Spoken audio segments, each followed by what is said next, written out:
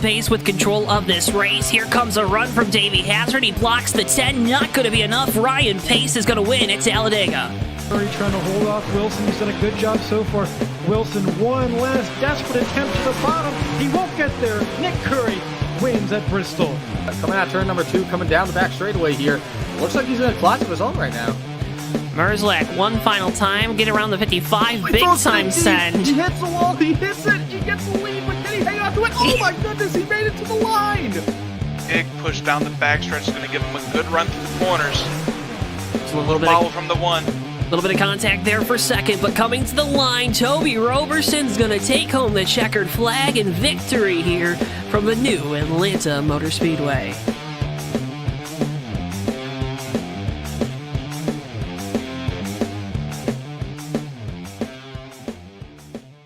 Before I wrap things up here in this segment, your thoughts on the type of race we're going to see tonight? And I would have to agree.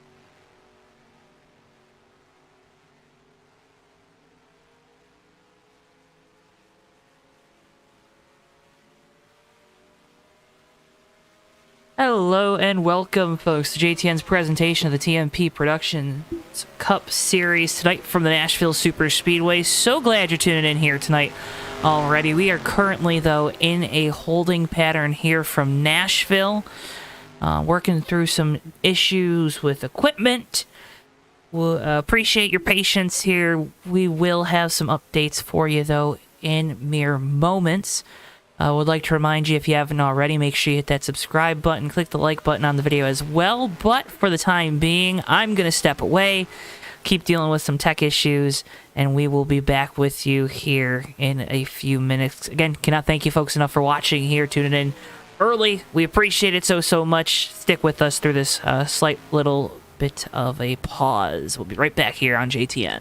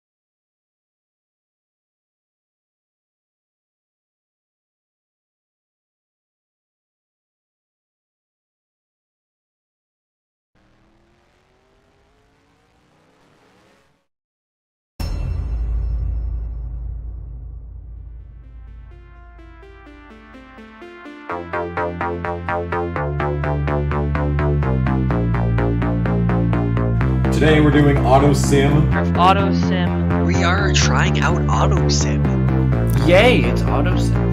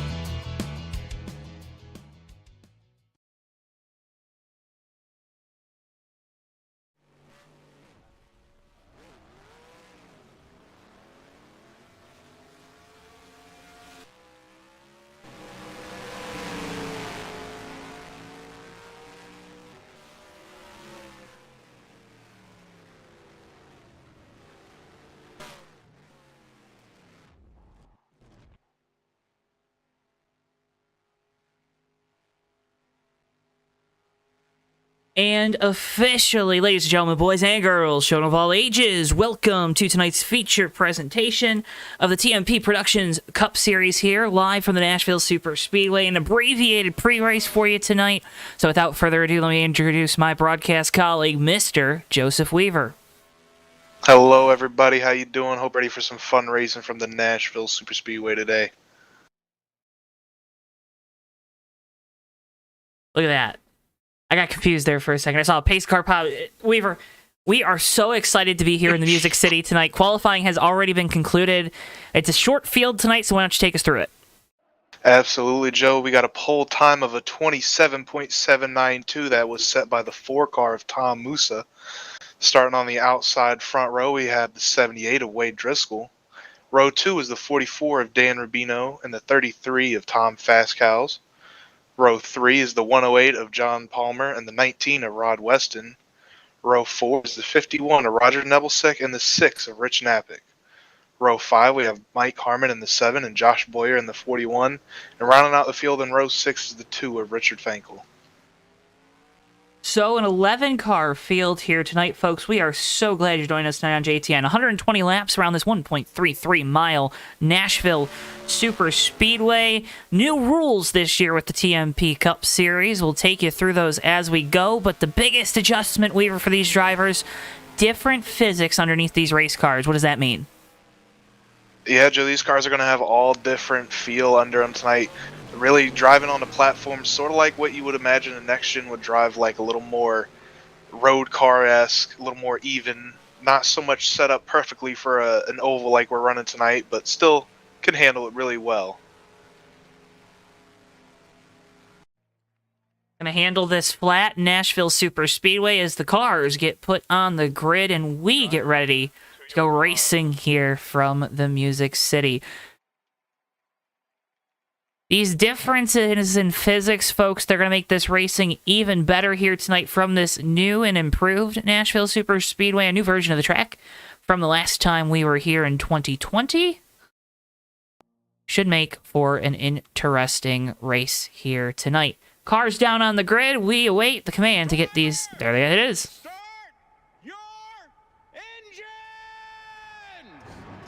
Now, Weaver, when I said abbreviated pre-race, I meant it tonight. Abbreviated pre-race. Hey, you know, we get everybody what they need to know when they need to know it. So Tom Musa going to roll off on the pole here. Wade Driscoll to the outside. Dan Rubino, Fastcows, and Doug Palmer, your top 5 here to start tonight's race. It was a thriller of a finish when we were here last with the TMP Cup Series. Hoping for another great one here tonight. As you see the cars make their way down the back straightaway, some dark skies, a little ominous cloud coverage here tonight from Nashville. Still a nice 70 degrees, though. Going to make this race not too slick, but also not too stable for these 11 racers. We're going to have a halfway break coming to lap 61, so completion of lap 60, where we, of course, will award points as well. So it's going to be an interesting night. Strategies abundant for these drivers. Tom Musa, though, going to roll off here first. Will have control of this field as they make their way around turn number 4 to the front stretch. Temporary grandstands. All the fans, though, of course, are on their feet. Hottest ticket here in motorsports on a Monday night goes to the TMP Cup Series. Pace car is off. Musa with control. And away we go. Green flag here from Nashville with the TMP Productions Cup Series.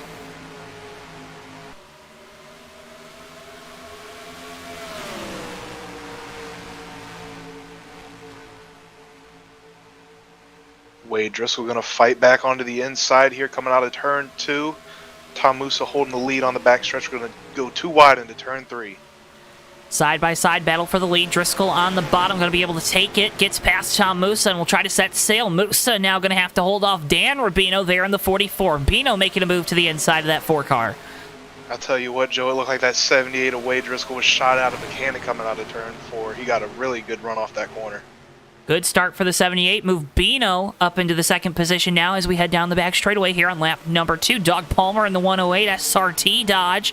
Going to look to the inside of Musa, but Musa looks to the inside of Bino for the second position. 3 wide. A little wiggle there on the exit for Tom Musa. He's going to lose a couple spots here, Joe. Musa loses 2, now going to lose 4 spots as there's contact. Oh! Big wreck here down the front straightaway. Fastcows up and over. Tom Musa involved. Contact with Rod Weston. Caution out here for the first time tonight on lap 3.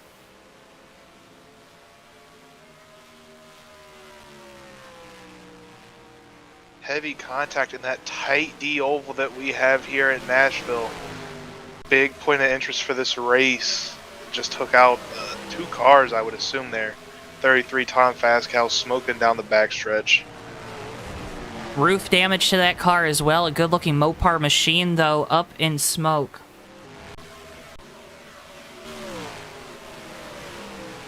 Really a good camera is there.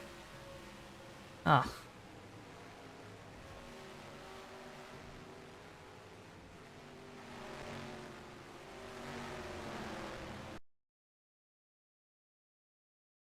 On board here with the 4 car of Musa.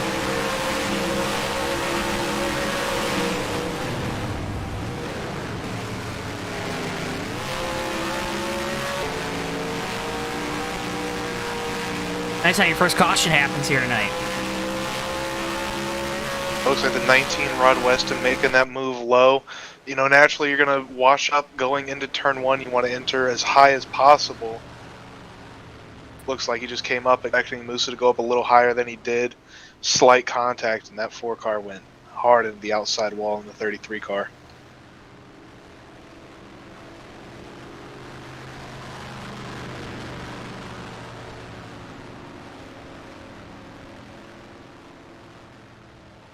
That was a violent one, Joe. It was indeed.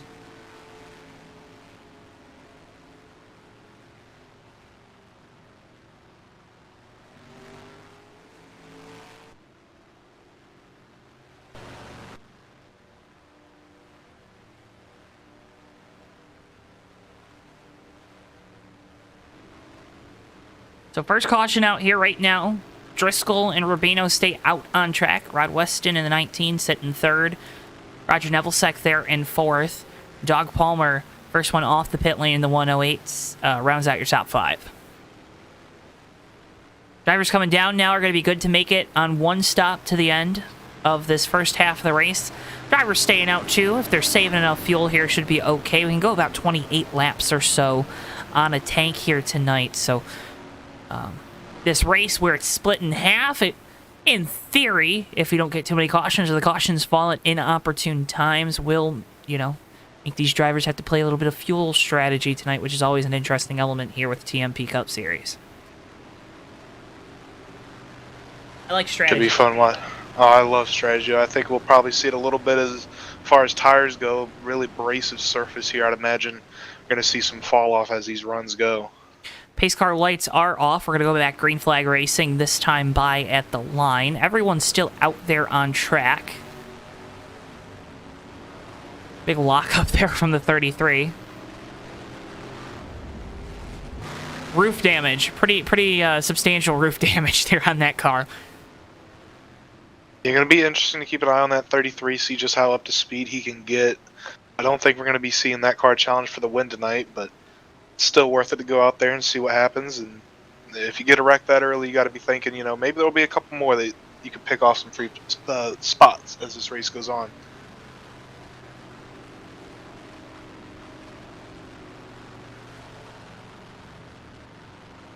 All right, coming back green, coming to lap 7.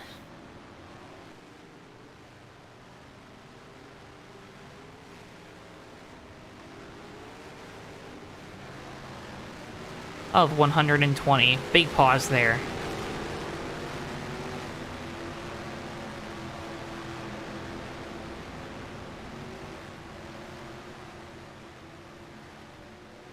Dodge Challenger pace car comes down the pit lane, gives way to Driscoll. Wade Driscoll leading us back. Green flag. We are back underway here from Nashville.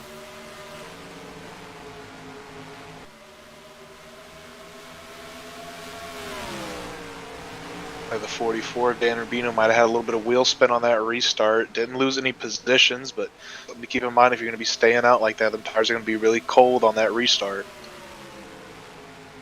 Couple drivers having some issues coming off of turn number 2. A really treacherous spot on corner exit here. That's where you saw the 4 car of Musa really lose all his momentum when he was stuck in the middle of the 3 wide before that first incident, or that first caution. Corner exit is really the tricky part here at this Nashville Superspeedway, even with such low banking in the corners. Yeah, Joan, I think that really plays into it. You'd want to really lean on that bacon a little more, but it's just not there for you, and this car really wants to push off these corners.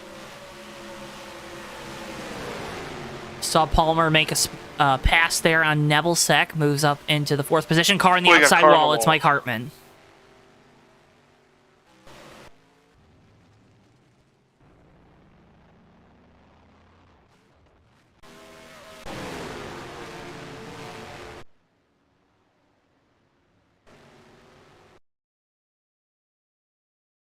47 of Hartman going around. Little single car spin through turns 3 and 4.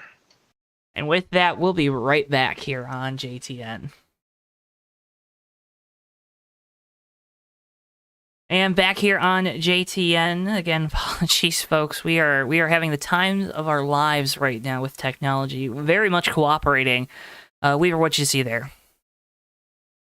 Looked like the 7 of Mike Hartman just going for a little single car spin through turns 3 and 4.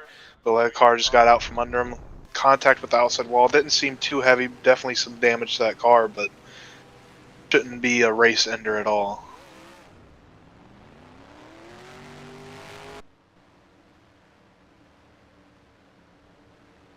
Leader Wade Driscoll choosing to come in and get service that time. Dan Rubino choosing to stay out as well as most of the field this time by.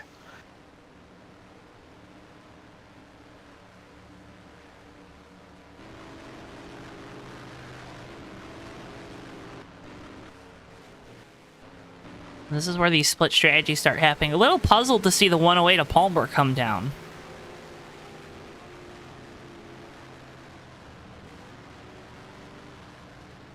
And pit under that first caution.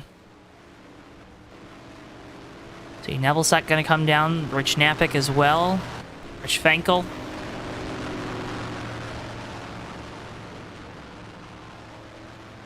Rich and Rich show right now. On pit lane. At 3 R's. 3 R's. Triple R, R cubed. Mm-hmm. Now, you know, I'm a big fan of those R squared values, but maybe not R cubed. That's where you lose me, Joe. R squared, it shows you the correlation between your data and a linear fit. Was that still gibberish? I mean, it makes sense. It's just, it's information that you're not sure you're gonna ever use, you know? You. Yeah. Personally. Yeah. Personally. You had to learn it for a reason. Screw this engineering stuff, man.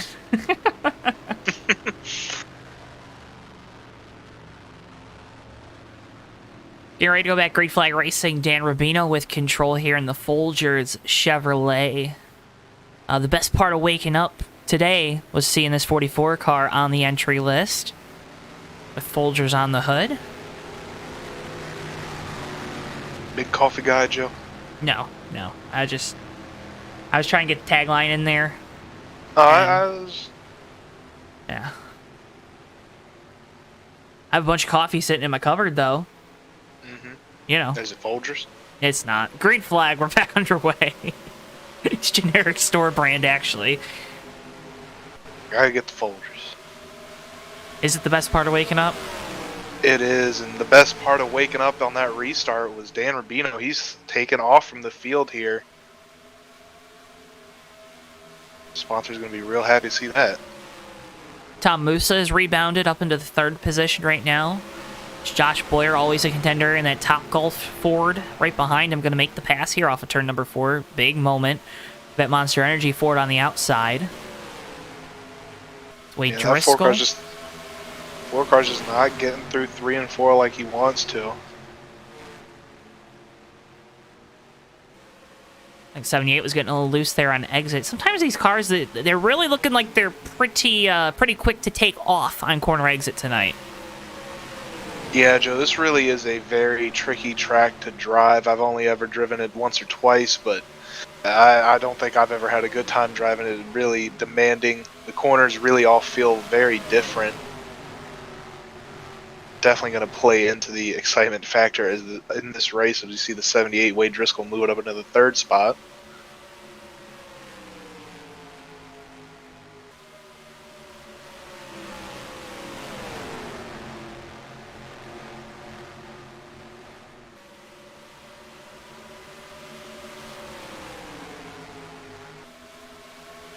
Driscoll going to make another pass, getting around Rod Weston for 2nd. That 78 car is on rails right now. Yes, he is. Makes the pass on Rod Weston, already looking for a way around the 44 of Dan Rubino. Got an all-drink top 3 going right now. And the folks at Mellow Yellow right now are not happy because they saw that Mountain Dew Ford go on by. A little more fierce of a competition between those two drinks folders in a league of their own. About to get passed by the Mountain Dew machine of Wade Driscoll here into 3 and 4. Ford on the bottom, Chevy on the outside. Give the top spot back to Driscoll, who drives up through the field with relative ease. Back on the point here, lap 17 now of 120. 19 of Rod Weston going to follow him through on that low line past Dan Rubino. Bino going to try to get the crossover working here down the back straightaway. Going to get to the inside. Weston contact with the outside wall. There on corner exit. That gives Bino a inside track. Pardon the pun. Going down into turns 3 and 4, and he'll take the pass, but Weston still all over the back bumper of that 44 car. Rod had it wound up. He was really trying to hit that crossover back on Dan Rubino. Caught the inside apron through 3 and 4, but still kept that run. You can get enough of a run on the outside to maybe hold off a guy for a lap or two, but really you saw Josh Boyer even there through 3 and 4, able to kind of still make up some ground on that leading car running that outer groove. The inside still has enough grip in it, I think, right now for these drivers to make it work. Yeah, Joe, we're still pretty early in on a run here. These tires are still pretty fresh. They're going to be giving good grip down there on the bottom line. Really looking to hook that yellow line and get off the corner well.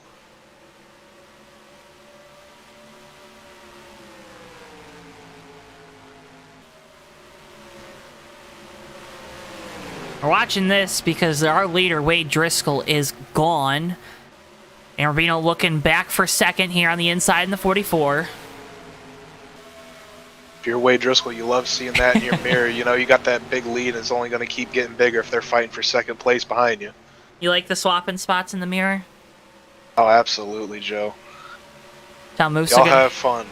Tom Musa going to get a run to the inside of Josh Boyer, down to 3, completes the pass on entry. Everyone kind of settling into their groove right now. Yeah, real surprised at the speed that 4 car is getting right now. It was a pretty heavy contact in that first caution we had through the tri-oval here, but for Monster Energy Ford still looking strong. Are you seeing any shifting out of that 4 car? You know, I think I might have a couple times, a couple laps. Not too sure. I wish we could get some telemetry data out of these cars that was a little more accurate, but, you know, you're dealing with such an old sim, the sensors have gone bad by now. Or really what we're looking at to see if that car just all of a sudden sinks into the ground, right? Yeah, that's really the biggest tell that like we can right get. there. It looks like we saw it there through turns 1 and 2. Hartman in the 7 making a run up through after that last spin that we saw. The 2 cars involved in the first 2 incidents, 1 each, of course, up back inside the top 5, trying to make another incident there, coming off of turn number 4. I spoke too soon. Musa into the outside wall, almost big trouble there with Hartman, who's going to complete the pass down into 1.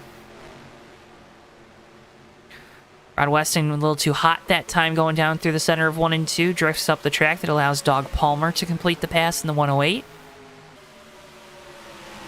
And while we're watching this, I'm sure you can see it on the ticker up there. Wade Driscoll almost to a 4-second lead now. He's really checking out on the field. Palmer going to look for another spot as Josh Boyer.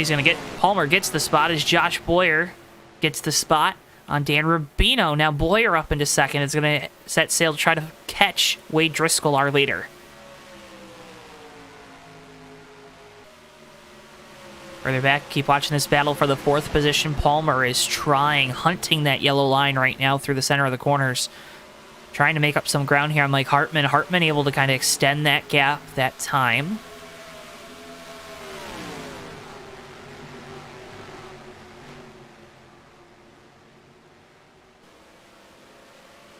Starting to see the field spread out a little bit. These tires are starting to wear in.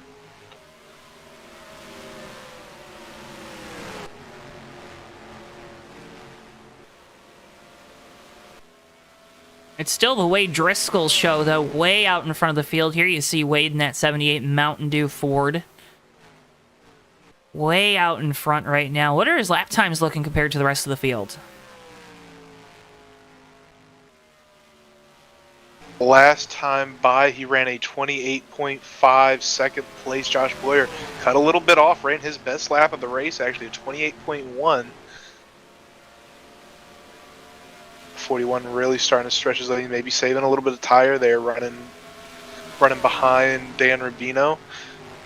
See if he's able to save enough to make up this gap now. You got Mountain Dew, Top Golf, and Folgers 1, 2, 3 right now in front of the field.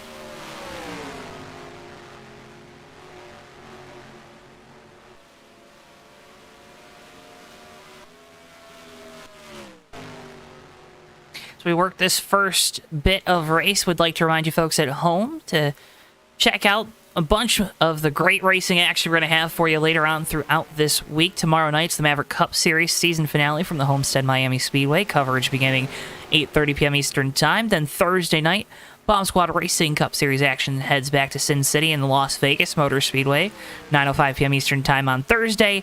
And next Tuesday night, season opener, FTR Winter Series. Full Throttle Racing making their JTN debut as part of new ownership there with the Maverick Cup Series involved. Coverage beginning 9 p.m. Eastern Time from Daytona. Those races and much, much more going to be live right here only on JTN, presented by our friends, of course, at TWB Technologies. Because, folks, when you tune in, we're better because, as TWB says, together we're better. A lot of fun racing coming up there, Joe. Got a solid schedule of racing this week for everybody. Keep everybody entertained.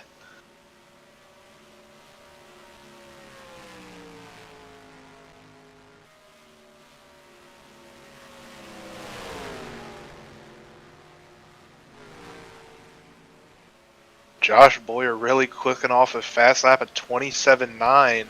Almost the fastest lap of the race that time. He's digging into this lead of Wade Driscoll. And it down to almost 2.3 seconds now. Battle for fourth, heating up a little bit. Doug Palmer to the inside of Mike Hartman now. Palmer not able to get anything going. Weaver, as these tires get older, that outside line is appearing to get a greater advantage. Am I seeing things? Am I making things up? Or do you think that's the case? I think so, Joe. I think it's still probably quicker to run around the bottom overall, but when you're making that pass and you're running the bottom on these old tires, it's really going to be pushing on corner exit. And if you can't swing that car wide, you got a car high that's holding you down a little bit, it's going to be scrubbing off a lot of speed. Saw Roger Nevelsek make the pass there on Rich Knapik for position. A couple cars on pit lane. Rod Weston already has completed his service on the 19. Dan Rubino now also down, getting service on that 44. And Josh Boyer is starting to run down Wade Driscoll here at the front of the field. Yeah, Joe, running some very quick laps, almost what they were running at the start of this tire run, fuel run. Really taking big gaps out of this lead every lap.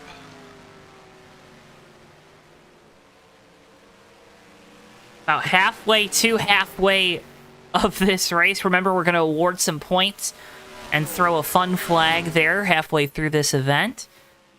And those points always so crucial in the championship battle as we come down to the end of the year as well, Weaver.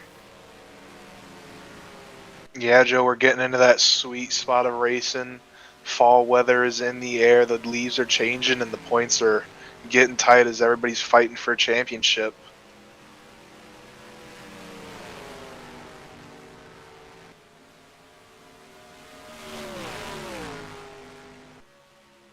Josh Boyer is smelling that Mountain Dew in that 78 car. He's almost to the bumper going here through turns 1 and 2. Drastic difference there in pace off of turn number 2. Boyer going to do it with these. He's going to take the lead here, coming on lap 35, coming to 36 this time. Now, if you're Wade Driscoll, do you maybe make the early pit now, knowing that you're in your window to make it to the halfway break? I think that'd be a good idea, Joe. You just lost the position that you were really fighting for. If you go in, get good tires now, you're going to get that undercut on the 41 car. You're just going to keep losing time to him if you're out here on these old tires.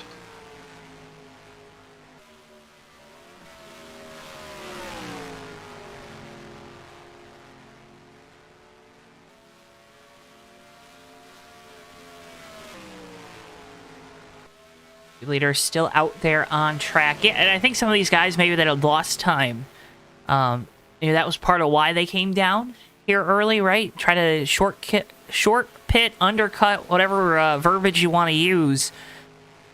The leaders to try in the hopes of gaining some of that time back. Is Josh Boyer going to come to pit lane here? And Driscoll going to come with him, and Driscoll's going to spin. Round on pit entry, gets it back going straight. That's going to lose a lot of time for that 78. Now this is where you're happy that you know there's a caution flag eventually tonight. Yeah, it's definitely not a night ender, but you're going to be kicking yourself for that one. You know, you could have made an attempt to gain some time on the 41 here, coming out of pit road on some fresh tires.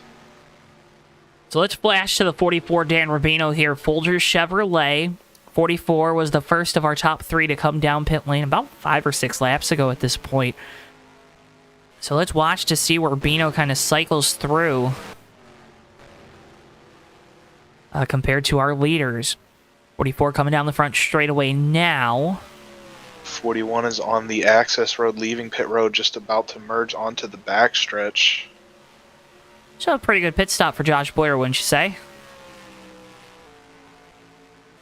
I'd say so. Wade Driscoll coming out now, merging onto the backstretch and going into turn 3.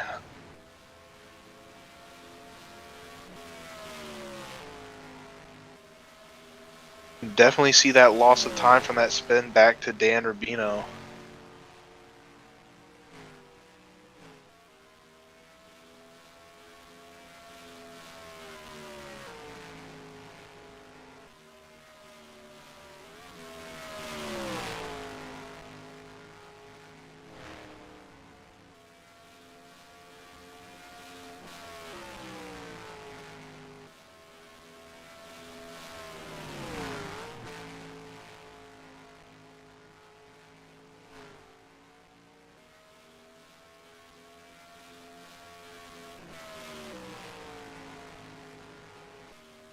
Roger Nebelsack currently your leader.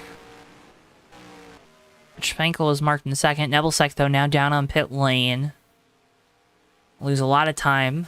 Was already pretty far back, so just a move to maybe lead some laps here.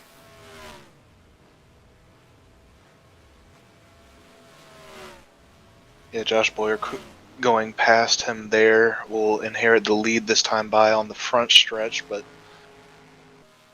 maintaining a pretty good lead back to Wade Driscoll now.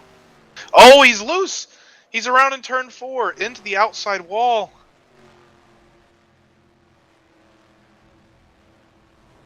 And that will bring out a yellow, Joe. The leader, 41, Josh Boyer, losing it all on his lonesome in turn 4. Second time we've seen a spin off of turn number 4 tonight. It's the treacherous spot. It's the treacherous spot, folks.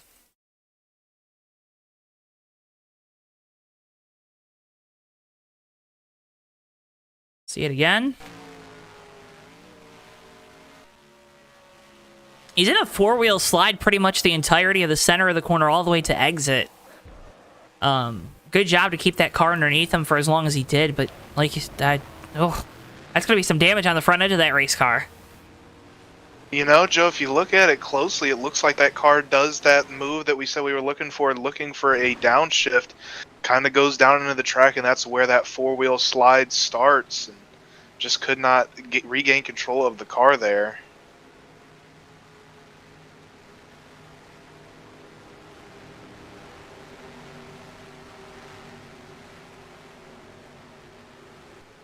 Dan Rubino, Tom Musa, Doug Palmer, Rich Napick all coming down the pit lane. So some split strategies here for tires. Wade Driscoll stays out. Richard Fenkel and Roger Nebelsack also stay out. Those two were our most recent leaders down on the pit lane. Driscoll has been out there for a little bit longer. Yeah, this is a nice move. Dan Rubino, one of the earlier cars to pit, able to come in, get fresh tires, and now try and make some moves to get some points here at our halfway break. Before we get too deep into the show, because we had a awkward start to say the least to tonight, want to thank everyone for tuning in, so let's get some shout-outs out there. Benjamin Snyder, Ben, of course, Maverick Cup Series season finale tomorrow night. Going to be a fun one. Can't wait to see Ben and the boys out on track. Ann Rubino tuning in. Dan Rubino. Barbara. We got D in chat. Redline TV. And Mark Bancroft. Folks, cannot thank you enough for tuning in here on a Monday night in the fall, in October.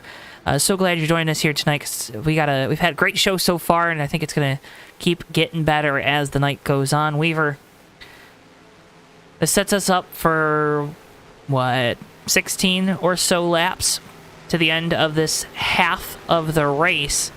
Does that change the way you kind of attack these laps, or are you just going to kind of keep going with the same strategy as you were maybe at the top of the race? I definitely think we're going to see some aggressive driving here, Joe. We know they could probably run these 16 laps and be pretty competitive like we saw in that last run. It does take a good bit for the tires to really make these cars spread out. I think it all really depends how you feel the points are and how necessary you feel it is that you get a good points finish here.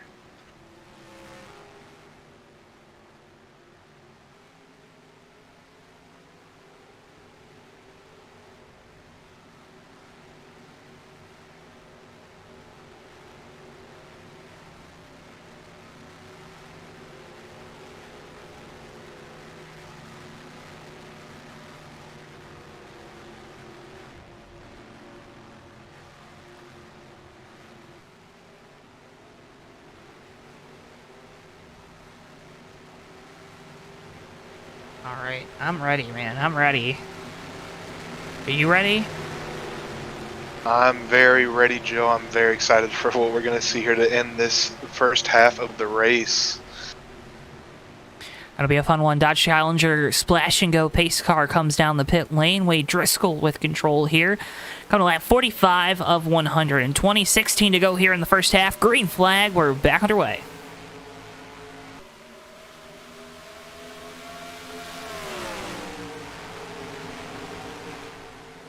Really was a well-timed caution for that 51 of Roger Nebelsick. Very recently on pit road, did not have to come back down there. Was looking like about a 6th or 7th run there at the halfway break, but this caution propels him up to 2nd with a good shot at getting some big points at the break. Rich Napick also takes advantage. Gets up into the 3rd position here. In that number 6 car, you see Doug Palmer made a pass on Tom Musa. Musa also losing spots to Dan Rubino and Josh Boyer, that time through turns 1 and 2.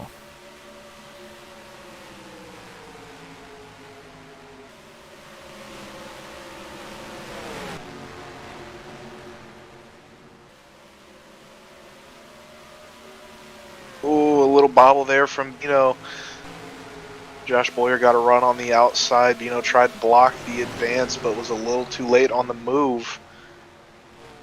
Gonna keep the spot, though. Yeah, that outside line just is not it. This early in the run, you're going to get way better speed through the corner, down low, ripping that yellow line. How do you reset yourself, too? Because a lot of times I think drivers, when you had a long run like we had, and you're running that outer groove for so long, you kind of get in that rhythm.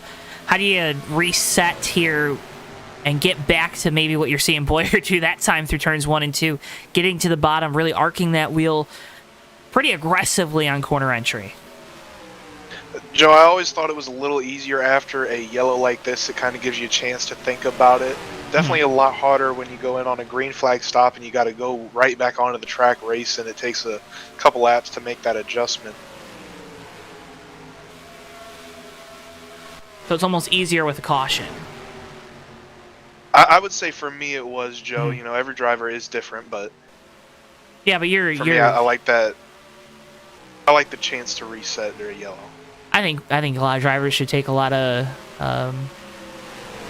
should take what you just said as pure fact, because we know you're a great sim racer in your own right, and that's why you're up here in the booth, because we only get great sim racers in our booth at JTN. Joe, I do agree. I think we got a pretty good lineup of drivers. Even you in the car was a sight to behold. You were blazing up the surface. Yes, sight to behold, indeed. Blazing up the surface, indeed.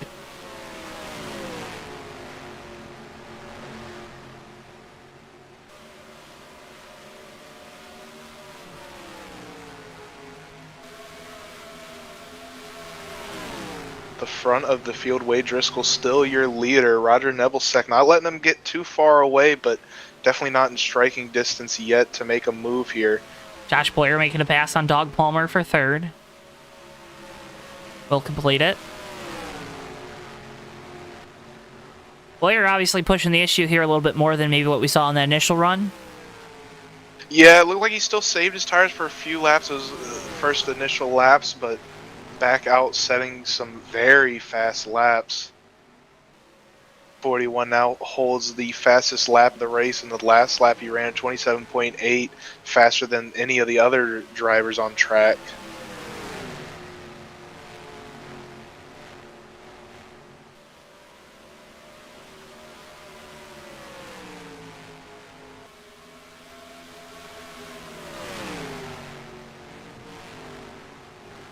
Roger Nebelsack even kind of closing the gap a little bit to Wade Driscoll, our leader right now. Yeah, Joe, under 10 to go here in this first half of the race. I think everybody's starting to realize it's time to go, time to get those last couple spots if you can.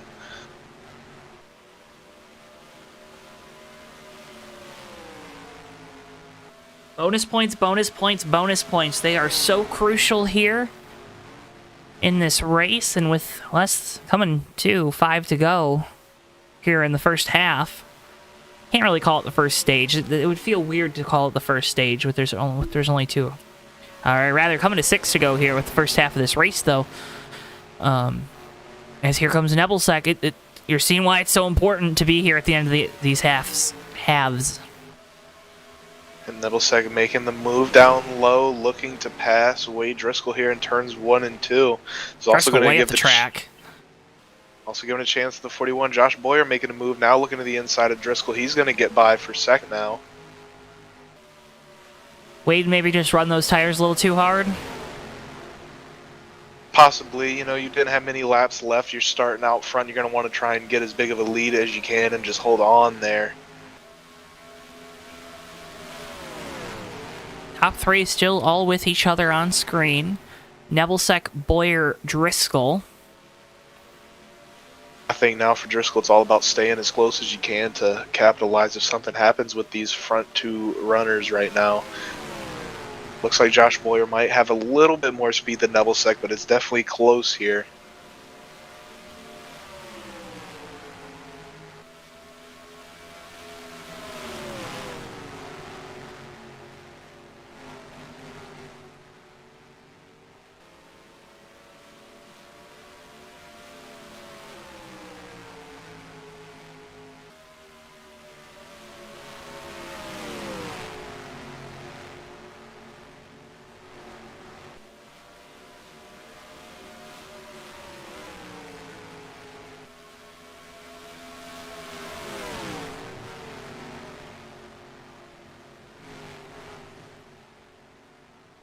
Definitely seeing a lot of shift in these corners from that 41 of Josh Boyer. Not really noticing it much with the 51 of Roger Nebelsack or Wade Driscoll.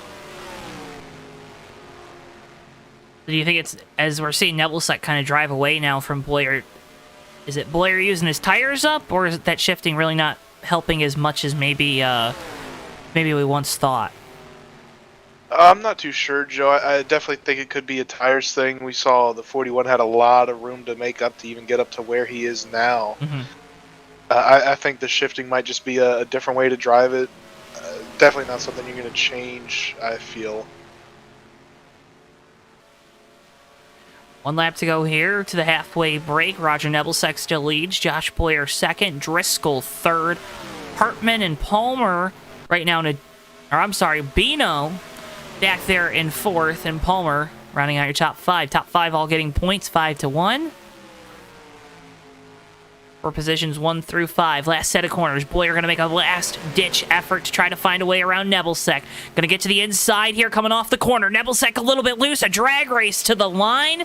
Give the halfway marker, though, to Roger Nebelsic in the 51, but boy, did Josh Boyer make it interesting.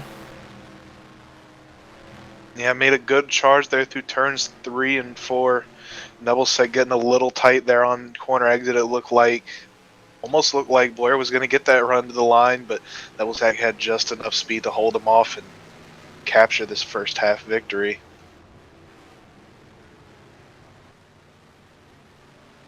Dog Palmer able to hold off Richard Finkel for our final points paying position in 5th. Dan Rubino takes home 4th, Wade Driscoll 3rd.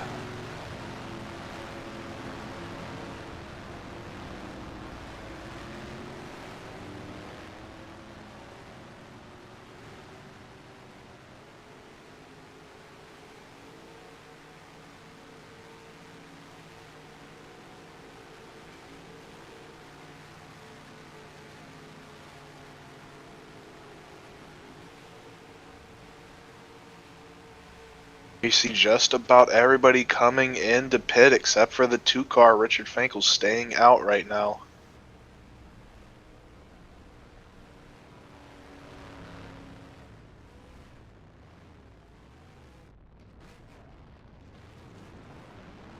Nebelsic gonna beat the 41 to the exit of pit lane. Nebelsic, Boyer, Driscoll getting a little loose there. Bino, Palmer, your top 5. Tom Musa, Rich Napick, Tom Fastcows, Mike Hartman. Richard Finkel stays out on track in the number 2. Folks, again, would like to remind you, got some great racing coming up here later on this week on JTN. Tomorrow night, October 11th, Maverick Cup Series action from the Homestead Miami Speedway. Coverage begins 8:30 p.m. Eastern Time. That is the Bomb Squad Racing Cup Series from the Las Vegas Motor Speedway, 9:05 p.m. Eastern. And the FTR Winter Series heads to Daytona. Coverage beginning 9 p.m. Eastern Time. Those races and much, much more, of course, live right here only on JTN.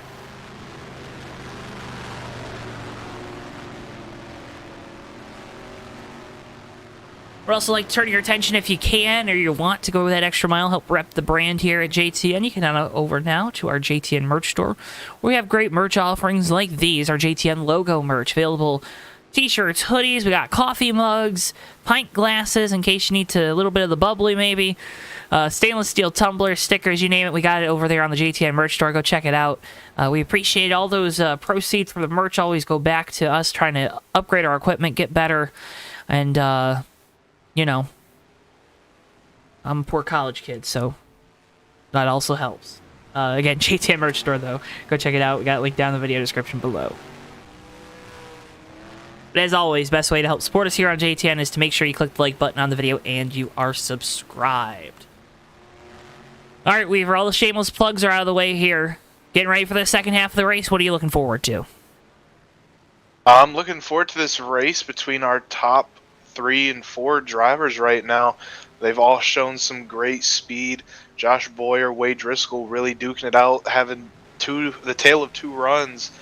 Really strong in that short run is that 78. The 41 really seemed to come alive on a long run. Also looking to see what the 51 of Roger Nebelsic can do. Earned this spot. Oh, some good strategy. Good, well-timed caution there. See if he can keep it up here. Showed some real speed at the end of that first half.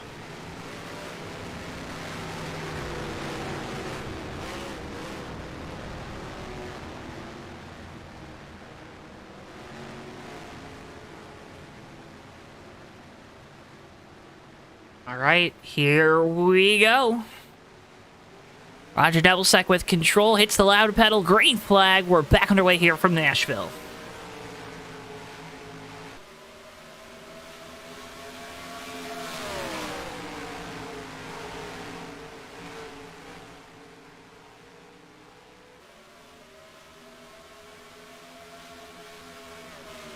I think it's going to be interesting to see, Joe, what will we see from this 41 and 70. This is about the furthest up we've seen Josh Boyer start.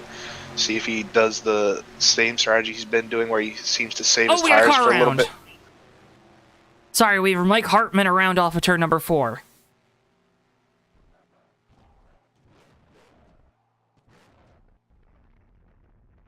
save that thought. Let's get the fans at home a replay, and once again, a little bit of a self-spin. Very similar to the accident he had earlier tonight. Almost picturesque how similar that incident is, even with the 2 cars behind him. Just getting a little loose there in turns 3 and 4. Tires a little cool here.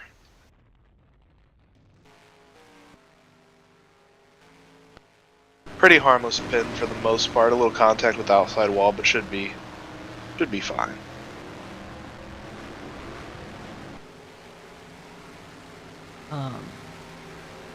Real quick, see Steve Rubino tuning in chat. Just wanted to send Steve all of our well wishes. We're thinking about you. I know you're recovering from surgery. I know it's been a pretty rough last couple of weeks for you and the entire Rubino family. Just wanted to make sure we here at JTN, of course, sending out our thoughts and prayers. And glad to see you in chat tonight. Glad to hear good updates. And just know we're thinking about you, buddy. Steve, of course, normally in the 07 car. Not racing here tonight, but of course, Dan Rubino doing a good job right now in the 44 up inside the top 5. Very good job by that 44. Definitely thinking about the whole Bino crew. Love calling their races and hearing their interaction in chat.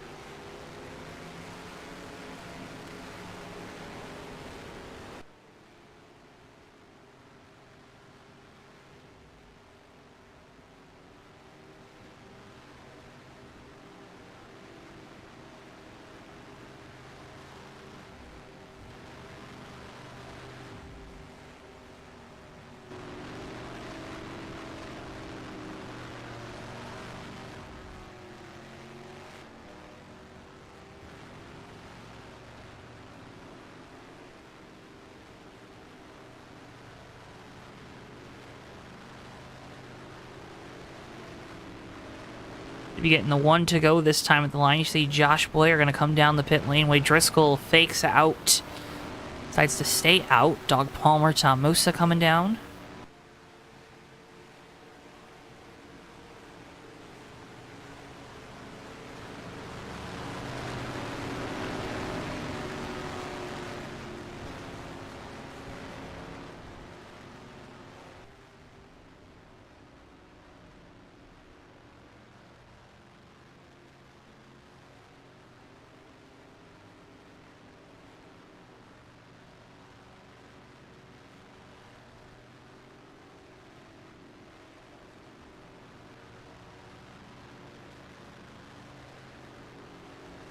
Can't tell if those pace car lights are still on. They're off, aren't they? Yes, Joe, pace car lights are off. Going to be going green this time by. I hate the pace car in this mod, man. It is hard to tell sometimes. I do share that struggle.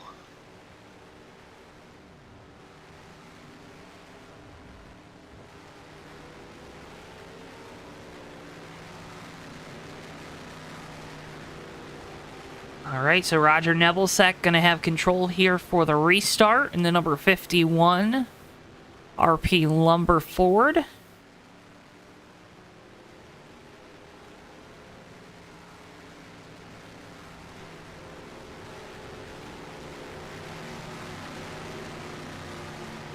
Dodge Challenger pace car comes down the pit lane. Nebelsack with control, and back away we go. Green flag. We're back underway here from Nashville.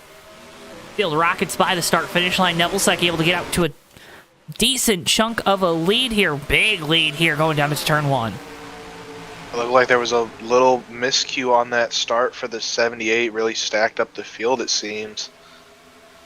Gave Josh Boyer a big chance to get to a strong lead here. Sorry, Roger Nebelsack. How dare you get someone's name wrong?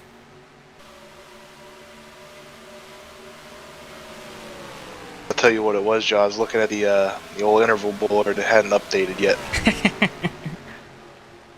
The best part is, we are so low stakes, but anytime you see an announcer make a mistake, except Dale Jr., of course, because Dale Jr. calls Chris Buescher Christopher, and now it's a thing, they get absolutely trashed on social media.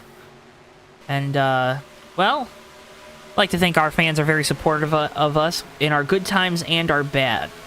So when we make mistakes, they always like to correct us, but they always do it in a very nice way. You know, I think that's how it should be. Everybody makes mistakes. You know, we're not perfect, especially us. You know, we're no professionals. We do our best for sure, but mistakes are going to happen, and nothing wrong with correcting, but as long as you're kind. Long as you're kind. Rich Fenkel making a pass there on Bino. Over third. Wade Driscoll has taken over the lead in the 78.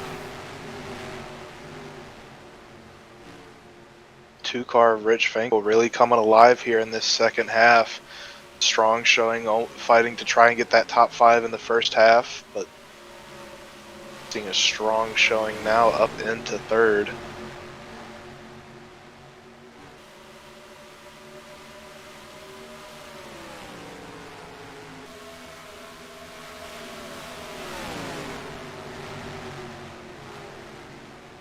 Josh Boyer is up to fourth, getting around Dan Rubino.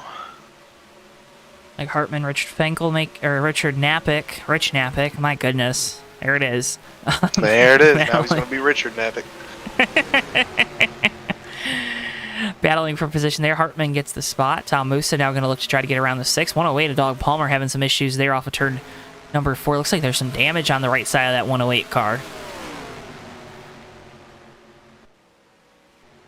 So oh yeah, there was heavy contact that time. In turn 4, looks like the 108 Dog Palmer got a little loose, went up into the wall.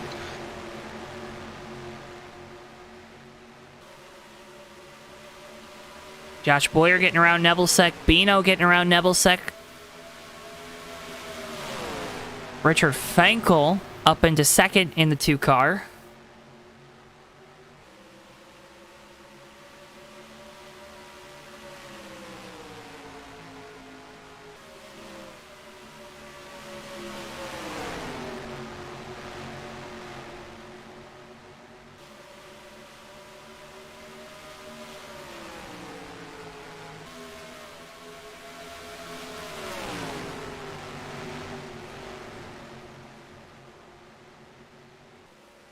So Wade Driscoll still out in front of the field. Number 78 car is once again decided to hit the go button early on the run. We'll see how that kind of shakes out. Going to be coming up on what should be our final pit stops around lap 90. So we're about halfway there from when we went back green to start the second half of the race.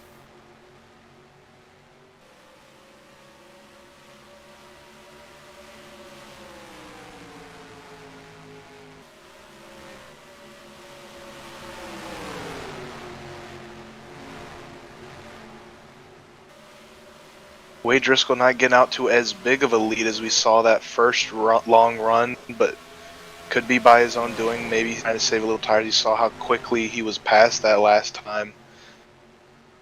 Driver notices those things, he's going to make those adjustments.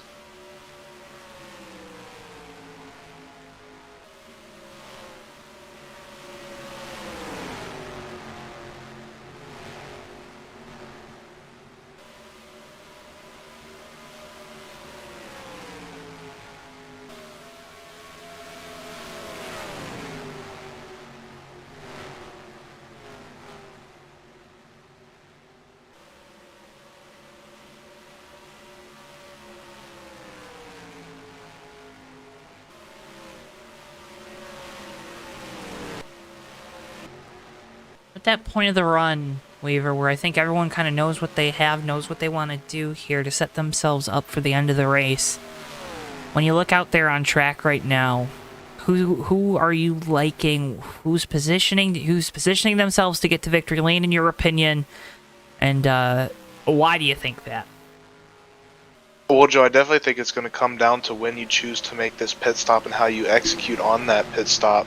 But I'm definitely watching this too. Richard Fenkel really showing a strong running. Hadn't really talked about him much today, but starting to put a little gap on Josh Boyer in second. They're starting to run down Wade Driscoll now. I think anyone in this top 4 could win it. It all depends on how that pit stop pans out. in whether this race goes green or not to the end. You think it goes green to the end? I think there's a good shot it does, but you never know, Joe. Anything can happen. We've seen a lot of yellows tonight that have just been single car self spins that it can happen to anybody at any time. So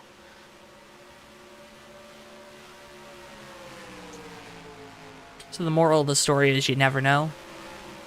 you never truly know. Pass for second, Josh Boyer to the inside of Thenkel. It's a good key for life and is very well proven in the racing world. You never know what's going to happen. All you can do is your best to control what you can control.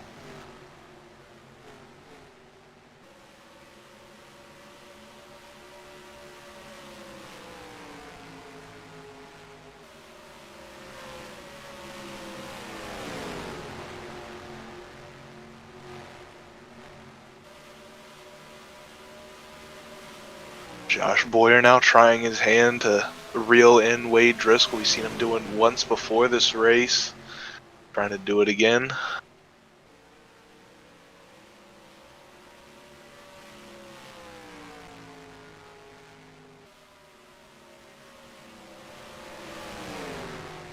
Real quick, would like to remind folks to not give out their personal information in chat.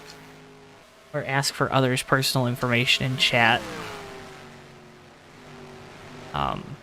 Thank you.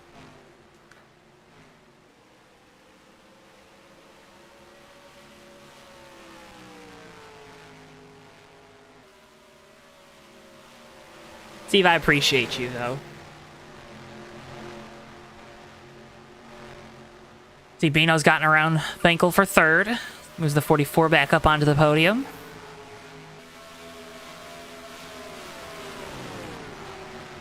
Beaver, we gotta get you a way to watch the chat. Dude, I could pull it up on my phone, Joe. Let me give that a shot.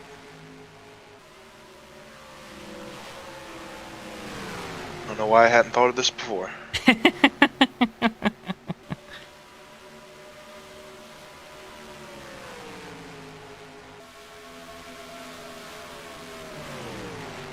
You know, it was real nice having a second monitor for all of the 6 months that it worked.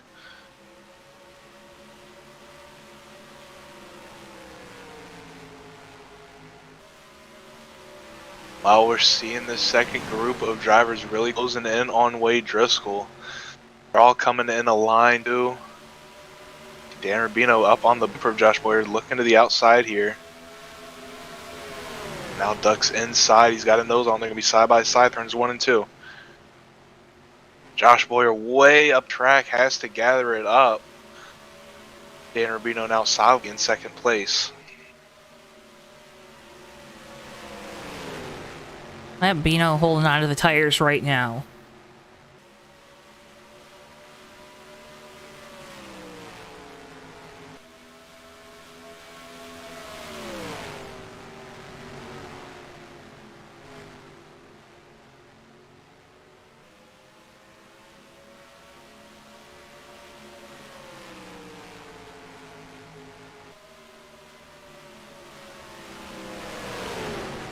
Driscoll up the track. Dan Rubino to the lead here. Josh Boyer also going to get by for second. So Bino to the point for the first time tonight in a while, I think since the start of the race in that 44 Folgers machine.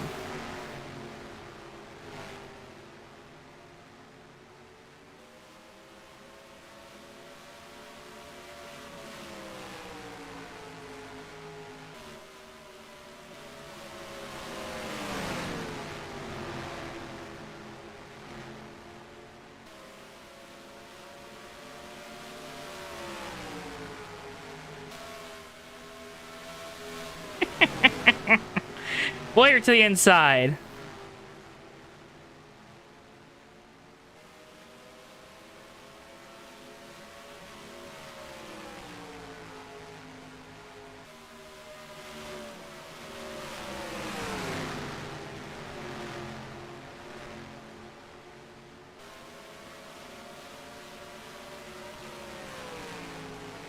So Josh Boyer takes over the lead here, lap 90 of 120. Oh, he's holding on to the car a little bit too. Really falling back all the way to P4 now.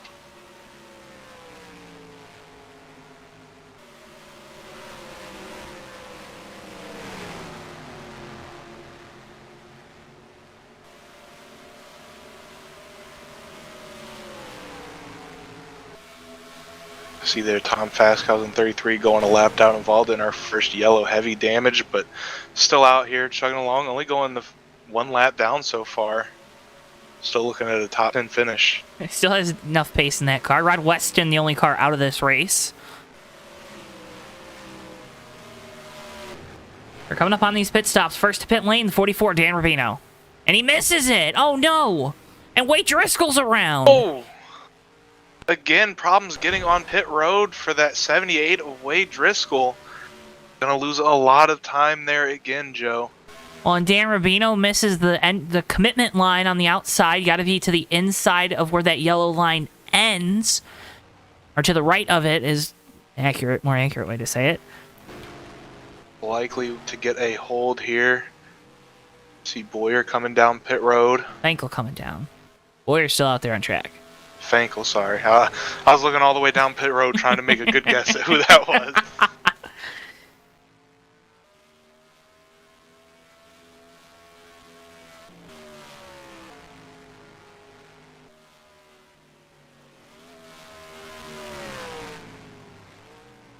Josh Boyer now going to slow down and make that hard left turn down into pit road. Nice and easy. Tom Musa going to take over the lead. Or maybe not. Timing and scoring is tough for me.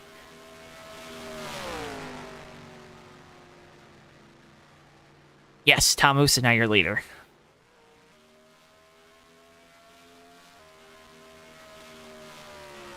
Oh no, Roger Nebelsick real slow going down pit road here. I think he might have ran it out of gas, Joe.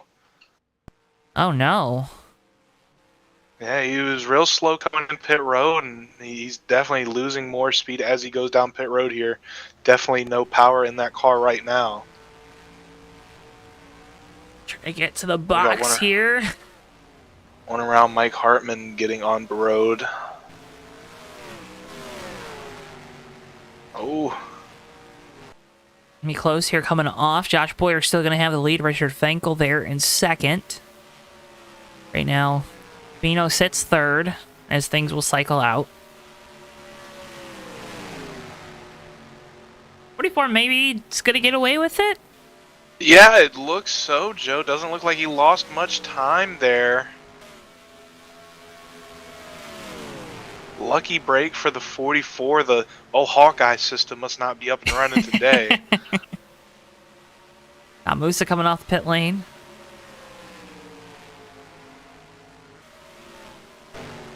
That 44 car's pretty good. Now, if you're Bino, you gotta be careful. You don't want to burn up these tires too much. Everyone now has made their final pit stop of this race. So it comes down to if we get one of those yellows that likes to shuffle things, jumble things up here at the end of the race, or do we go clean and green to the finish? That's the question now, Weaver, with just over 20 laps to go. Yeah, Joe, everybody taking their last service of the night. Now it's all down to how you manage these tires. Oh, we got smoke on the front stretch. I think one's around in the infield. Is that Roger Nebelsick? 51. See the replay of green. it. Just gets loose there off of turn number 4.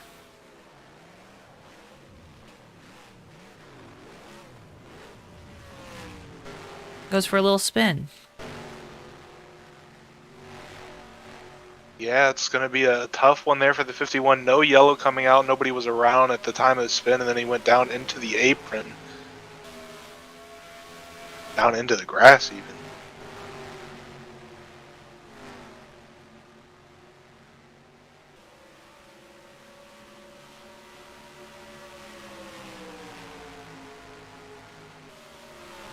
Meanwhile, closest battle on track, Dan Rubino riding behind the 2.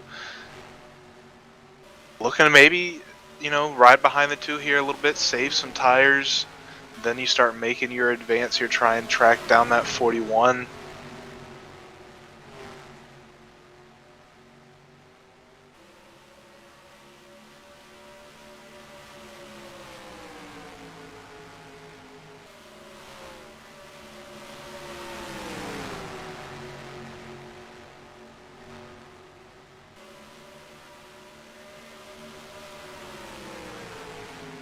Slight contact with the outside wall there for the 44.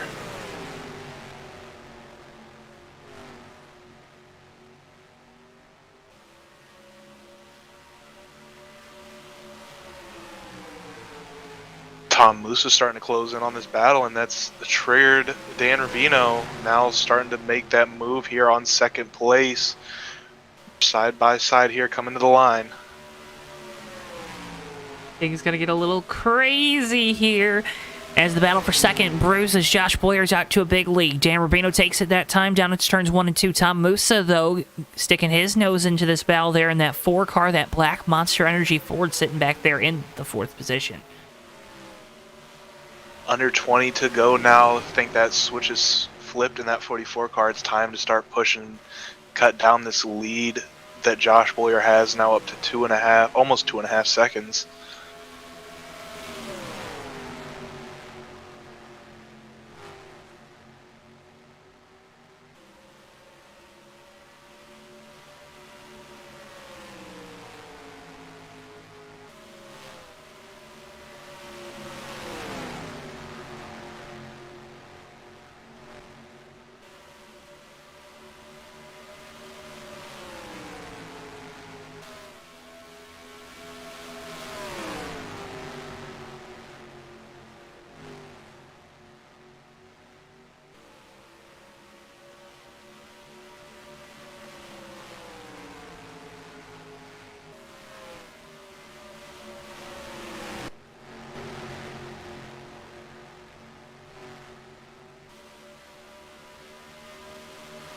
Weaver, we're coming down to the end of this thing, and I know we're a little flat right now in this booth.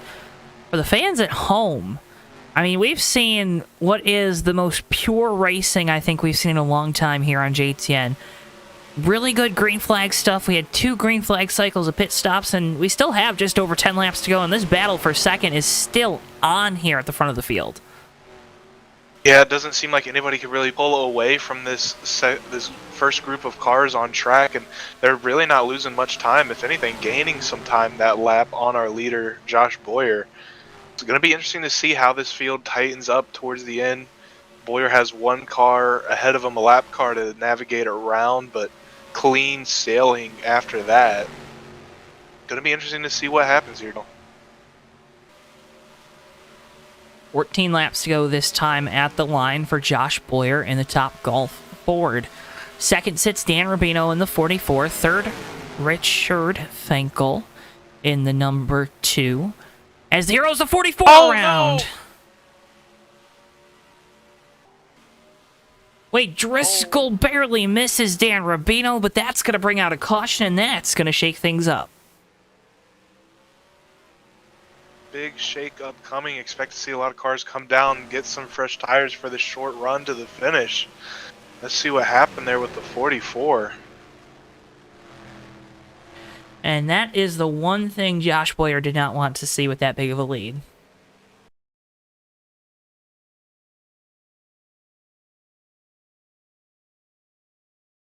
Saw it live, see it again, just gets loose.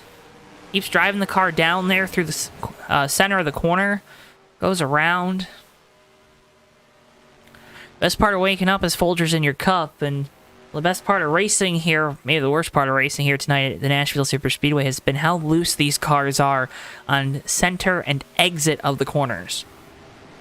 Yeah, Joe, a very tricky track, and it's proven tough for some of these drivers. Like you said there, just a pretty harmless spin at the end of the day, but not what you were looking for if you're Dan Rubino with that 44 crew. Was looking at a good finish. We're tracking down the leaders in that last green run. Going to be able to come in, get these fresh tires, get those flat spotted tires off, but you're going to have some work to do to rebound and get that finish that you probably feel you deserve at the end of this race. Funny stop here for all these drivers. See who can win the race off of pit lane. First out of his box is going to be the 2-car, Rich Fankel. But Tom Musa wins the race off of pit lane. 2 tires on both those cars. Josh Boyer, first one off pit road with 4. Wade Driscoll, Dan Rubino, Dog Palmer, Rich Knappick. It's like Fast Cow's going to be able to get off pit lane before Hartman, although Hartman's still on the lead lap. Roger Nebelsack stays out under this caution. Try to get a lap back. 51. I believe is also the lucky dog. Get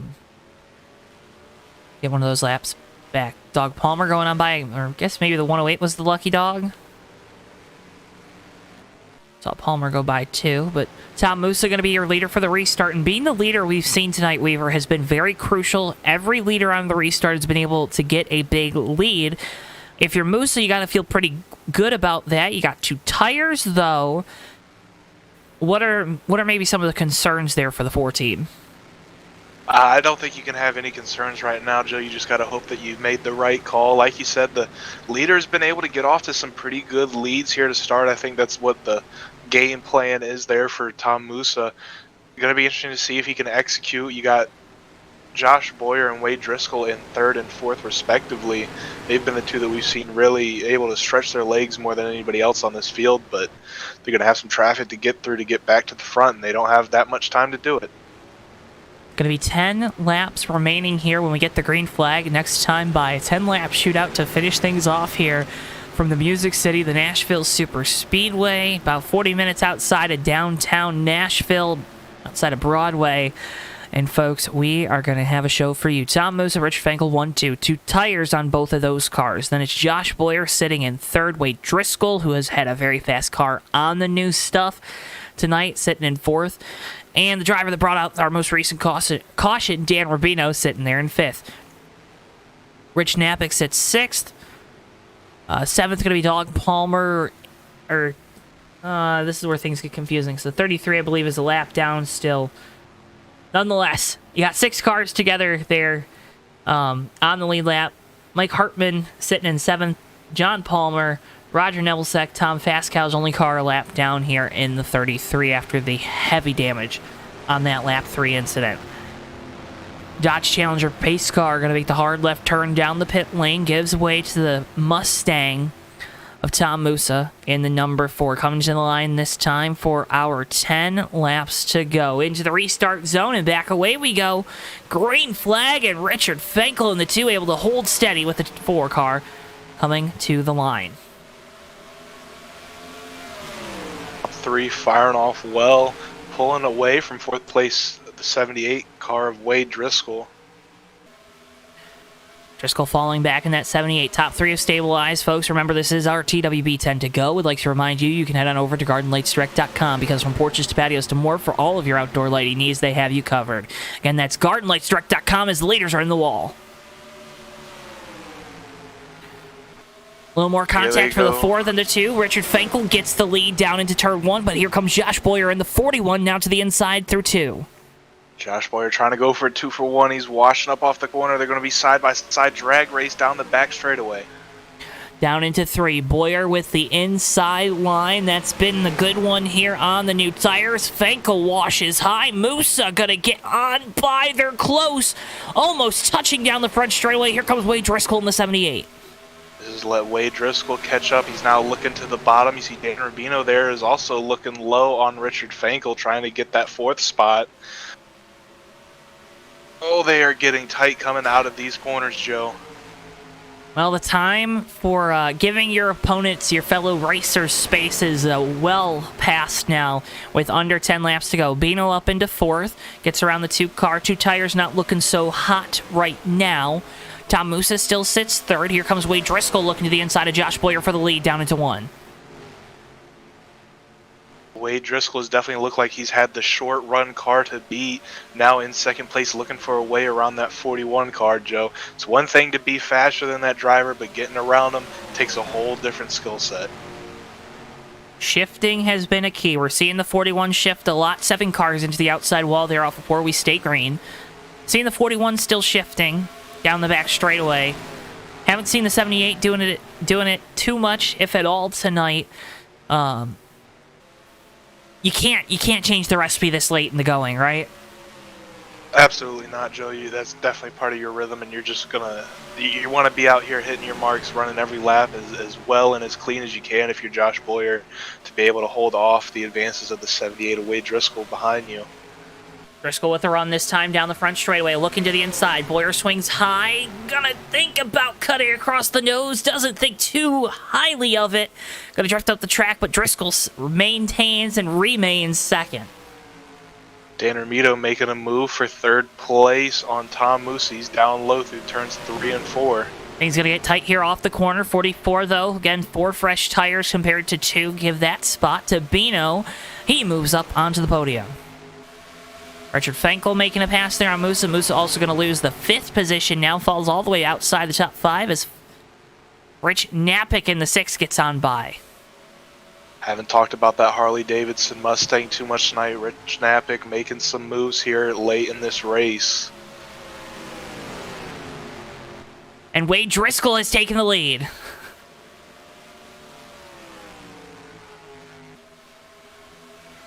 The mid-pack throwing up some smoke and mirrors for us. Wade Driscoll getting the lead from Josh Boyer, but Boyer looking to battle back here. Wade Driscoll washes up the track. They're side by side again.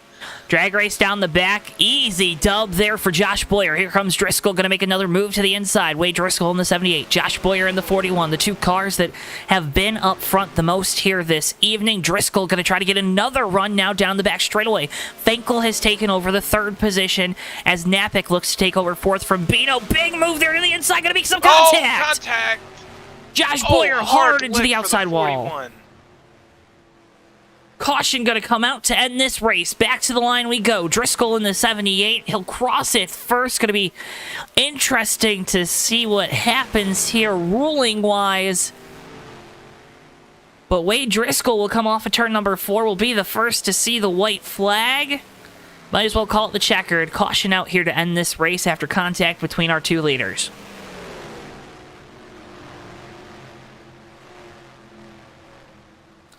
That's interesting, isn't it?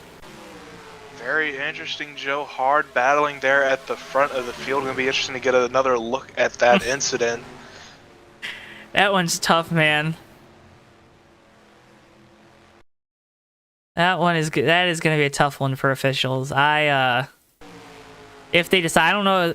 Usually the idea has been pretty hands off. It definitely looks like one of them. What do we call them, Weaver? Looks like a little racing deal to me, but you know you're driving hard into the corner there. You're not really going to be letting off too much. You're not going to give too much room. You see a late move there by Josh Boyer. Still had him clear, it seemed, but 78 Wade Driscoll might not have expected that move and didn't let up just enough getting into that corner. Take you all the way back to the lap before here from the helicopter cam because it gives you a good idea of how these runs develop. You see Josh Boyer able to get back by Wade Driscoll through turns 1 and 2. Now as we work through turns 3 and 4 coming here off the corner. 78 looks to be getting a better run off. Going to get some momentum here down the front straightaway. Boyer kind of throwing some blocks here. Going to do another cut to the inside. Running his line that he was running throughout the night, but Wade Driscoll right into the back end. You can't lift at that point, right, Weaver? I think that's the argument there for the 78. No, you just got 2 to go. Definitely not a spot where you're going to be given too much room. Leave it up to interpretation at home whether he should or shouldn't have, but it's the move that was made, and at the moment it looks like it's going to pay off for that 78.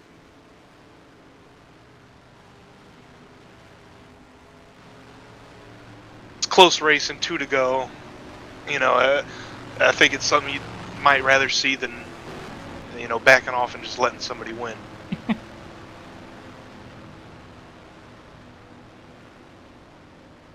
Oh boy, I never like it when no one's doing burnouts at the end of these races. It's tough because you know Wade Driscoll wouldn't want to win like that. You know, he wants to race it out. Well, nobody ever wants to win like that, so. I have to think there's some hard feelings there too with the 78 and 41. We saw, I believe, we saw a similar thing play out last year in the Indiana 200 at IMS. between those two drivers to win that race. You see no one going to do burnouts here tonight. We'll await our results, folks. And again, cannot thank you enough for watching. Let's get one more look at it in lieu of burnouts here.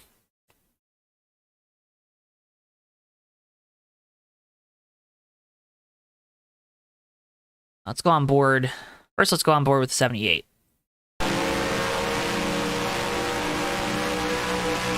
He's got some momentum here going down into the corner. Big move to the inside. 41 comes down.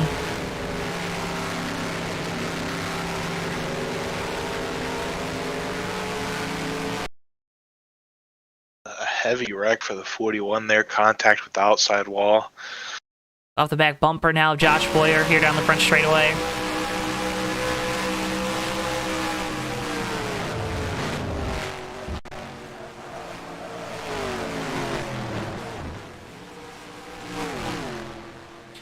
Boyer, who looked so good tonight,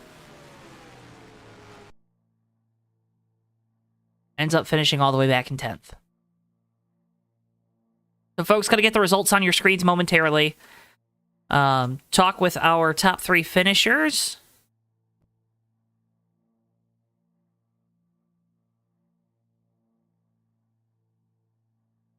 And, yeah, gonna have some fun things for you here on JTN.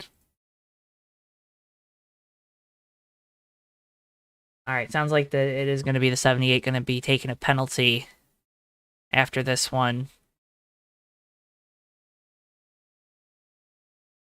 This is where lesser announcers would start to speculate. We're just going to acknowledge it. And we need all the facts in front of us. We only report the truth. Full truth and nothing but the truth. Absolutely. Alright, gonna get results on your screens momentarily, folks. Talk with our top 3 finishers as well as they've kind of made their way into the media center. Let's go ahead and start with our official race winner, driver of the number 2, Richard Fankel. You got a copy there, buddy? Yeah, Joe, I got you. How you doing, man? I'm doing pretty good. How are you doing? I mean, sitting in victory lane, you got a good old guitar? Well, you know, not the way I wanted it, but I'll take it any way you can in this series. It's hard, just like anywhere else, but you know, I'll take it. It was a good race overall. First of all, I mean, I think everybody did a good job out there. It's just too bad that it had to end that way, but like I said, I'll take it.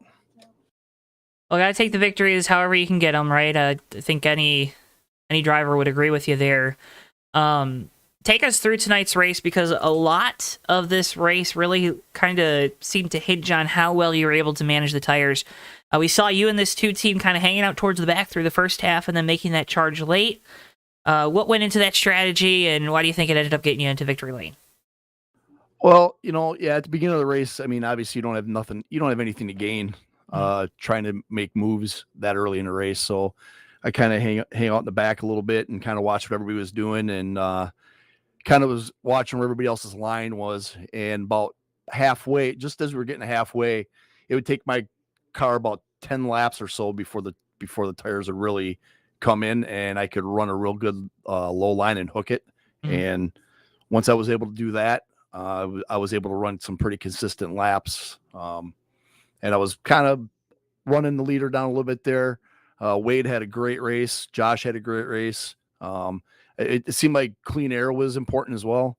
If you could be towards the front, that was definitely the place to be. So if you could get yourself up there, you just had to do what you had to do to stay in contention there at the end. So results now on your screens at home, and obviously a 2-tire call there at the end to get the track position for that final 10-lap dash. How confident did you feel behind the wheel when you made that decision there? Well, tires weren't really at a premium. I don't think they would wear, but it would take the whole run before you really probably needed tires. And we had not pitted that long before that. So 2 tires I thought was the right call. It was probably going to get me 3rd place the way it was. So, I mean, I really didn't have anything to lose at that point when I did the 2-tire change. I think I went in 2nd or 3rd and came out 2nd behind Tom, who also took 2 tires. and I was able to kind of move around there. You know, a couple guys got by me, and then I had to settle into that groove, and then I just was able to make it work. And really, the tires weren't too bad tonight. As much as you would think Nashville is a tire burner, it wasn't as bad tonight as I think it was in the past. Fair enough. Well, once again, Richard, congratulations on the win. Before we let you go, though, the floor is yours. You got some great family, friends, sponsors. They get you out to the track. The floor is yours, buddy, to make sure you shout them all out. You got Fitzgerald. I want to thank those guys. Wright Engineering, right here at home in Racine, Wisconsin. I want to thank those guys. The Realm podcast on the back there. Thanks to those guys. And I want to say thanks to Roger and Tom and all the guys at TMP. Everybody does a great job, and I think it showed tonight. I think it's our last few races have really showed that we can get a lot of green flag laps in, and you know, everybody does a good job, and I just want to thank everybody. Well, some great racing on a Monday night, Richard. Again, congratulations on the victory here, and thank you so much for taking the time to talk with us. Thanks, Joe. Appreciate it. Richard Finkel, driver of the number 2, your race winner here tonight. Well, we go from Richard to Rich, driver of the number 6, now joining us, Rich Napick. Rich, you got a copy? Yep, I got you. Buddy, second place run, podium finish. How does it feel here from the Music City? It feels good. Backed into that one for sure. That was definitely a 6th, 5th place car for sure all night. Well, on that same note, when you have cars that maybe where you finish better than where you think you should have, how is that rewarding as a driver? Do you just feel lucky? I mean, what are kind of the I don't know, emotions might not be the right word, but what are those emotions maybe that you associate with it? You just gotta keep racing the way you've been doing it the whole race and see where it falls in the end. And you never know. You never know. Well, navigating lines tonight, too, was a big thing, and obviously running in the mid-pack most of this race up until the end there. How did you kind of have to maybe change your lineup depending on who you were around? Was it always, hey, I'm going to go the opposite of where they're going? Am I going to drive on their tire tracks? What were you doing behind the wheel of the 6? I was just keeping low in the corners as much as I could just to get good grip down there. And if anybody keep passing me up high, go for it. Well, Rich, a fantastic run here for you tonight. Second place finish in this 6 car. Before we let you go, I want to give you the opportunity. The floor is yours. Family, friends, sponsors. I know there's a lot of great people that get you out to the track. The floor is yours to make sure you shout them all out. Yeah, I just want to say thanks to everybody that's watching on JTN. And thanks to Tom and Roger and everybody at TMP for letting me race with them. Rich, as always, a pleasure talking with you. And again, congratulations on the second place run. Thanks. Rich Napick, driver of the number 6, your second place finisher here tonight. Let's go ahead and bring in the final driver on our podium. He is the driver of the number 44, Mr. Dan Rubino. Bino, you got a copy? I got you, Joe. How you doing? I'm doing pretty well, and I know you were doing kick butt tonight in that 44 car. Why do you love this Nashville track so much? I have no idea. I wish the hell I knew, but for some reason, the car likes this track. We saw tonight a lot of the guys throughout the field. I don't know how much you caught it behind the wheel. I don't know if you necessarily bought into the strategy, but shifting through the corners. Did you see it as an advantage? It was hard to tell from us up here in the booth. We saw some guys doing it. Did you try it? Did you think it was an advantage, disadvantage? What kind of went into that shifting? No, I never did it. I left it in 5th all through the race. I wouldn't shift. Some guys were trying to go in a little too hard, and they were downshifting. And if you noticed, they were drifting up. And that's how I got under most of them like that. I just kept it in. I was happy in 5th. It's a little less work, too, behind the wheel, right? Makes your job a little easier. I'm sorry? It makes your job a little easier behind the wheel. You don't have to shift as much. Well, I don't mind that if it made me go faster. But you see what happened to the cow? He blew the motor, kept shifting. He was banging them gears like crazy. Hey, the journalist in me had to ask the question. Well, Bino, obviously racing with a lot on the mind tonight. Getting a 3rd place run here. I know it's sim racing and all, and it, in the grand scheme of things, doesn't mean too much. But 3rd place run here tonight, how does that feel? Well, first would have felt better, but I'll take a 3rd. I thought I was going to catch up with Josh there for a while, but listen, if I get to talk to you once a year in the booth, I'm happy, Joe. Well, I want you to talk to me more in the booth than once. I know, me too, but it don't seem to happen. Well, Vino, a fantastic run for you tonight. Led up front the entire race, lead 8 laps on the night. Before we let you go, you got a lot of great folks in chat as always. You know what to do, buddy. I'd like to wish my brother speedy recovery and the best and all prayers for him. You know, he had that surgery and he's coming out. He'll be back. And my sisters, Ann and Barbara, of course, my faithful fans. They're always here. They're crazy. And of course, Tom and Roger for putting on such a good show. And you too, Joe. I mean, you guys do a hell of a job. I appreciate that, Bino. And again, our thoughts and prayers out to Steve and the entire family. And again, congratulations on the 3rd place run. And thank you so much for taking the time to talk with us. Thank you, Joe. Hope to see you again soon. Heck yeah. I mean, just get your own chair, make it, and you can just come up anytime, you know? Well, I ain't that crazy about talking with you, Joe. Only if I win. There we go. Dan Rubino, driver number 44, your 3rd place finisher here tonight. Well, folks, that believe is going to wrap up our coverage here tonight. Weaver, I don't know if you got anything. I don't know how much more we can add to this race. Saw a little bit of everything tonight. I don't know either, Joe. I think everybody got their money worth watching today. Definitely worth the price of $3.95. Saw some great racing, some great green flag runs. A little controversy there at the end. Leave everybody guessing. Folks, as always, we can't thank you enough for watching. Make sure if you haven't already, you drop a like on the video and subscribe. You can follow us on our social media at Johto Network on Twitter, Facebook, and TikTok. Again, any way that you can help support us, the best way is, we appreciate any way, but the best way is to make sure you like the videos, you're subscribed. And again, just always look out for that social media. We appreciate the interactions. The interactions help so much, whether it's chatting with us during the races, comments on the videos after, any of that you can do. It helps us get these videos out to more and more people, and it helps us continue to showcase all these great leagues. With all that being said, though, for all of us here at JTN, for our producer Bristol, for Joseph Weaver, I've been Joe Swilanski. Thank you so much for tuning in, and we'll see you guys next time live right here on JTN. So long for now, folks. Yeah, and they're going to be 3 wide coming to the checker. Never mind, they're going to be... Oh! Turn 4 into the trial. Whitehill is through the grass. It's going to be Noah Joyce winning his first career race in the Red Bull Cup Series. Off the line and a wrecking behind him. We have cars flying everywhere. Cars upside down. It doesn't matter. Noah Joyce has done it. He's won a Daytona in the 3 car. Behind, they're going to be side by side again. Contact there between Sinner and Bordeaux for third. Contact! Oakley into the wall. That's going to be Jack Healy coming to the line. Jack Healy wins the ride to